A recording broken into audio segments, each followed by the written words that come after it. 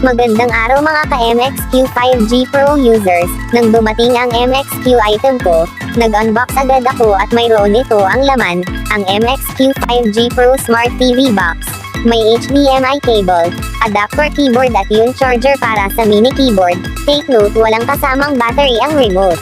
Aking ay ko-connect ang HDMI cable sa Smart TV box at sa Here TV namin, pati ang adapter sa likod ng box at ilagay na rin natin ang USB drive ng mini keyboard sa side ng Smart TV box. Buksan na natin ang TV at ang MXQ Smart Box. Makikita natin ang interface nito. Narito ang YouTube icon, setting at iba pa at syempre nandito rin ang Streamz app na dito nyo mapapanood ang napakaraming channel sa buong mundo at kabilang dito ang Pilipinas.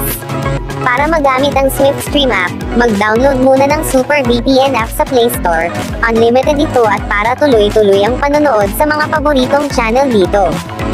Ating subukan ang mga channels dito sa ating bansa, at ayun napakaraming channel ang mapapanood. Subukan natin ang Kapamilya channel, at ayun, napaliwanag at napakaganda nito. Ating subukan pa ang iba pang mga channels, at lahat ay gumagana. Laging tandaan na bago gamitin o buksan ang Streamz, kailangan nating mag-connect sa Super VPN na na-download natin.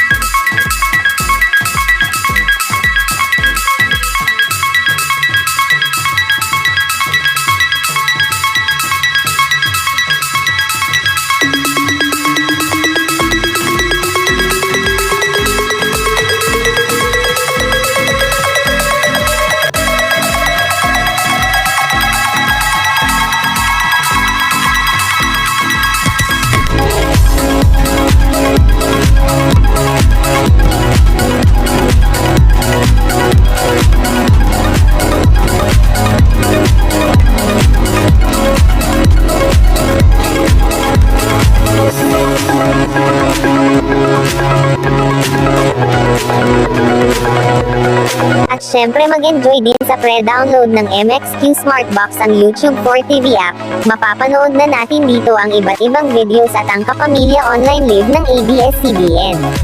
Napakagaling talaga ng MXQ Pro 5 grams. Binili ko ito sa Shopee sa halagang 600 pesos at free shipping pa.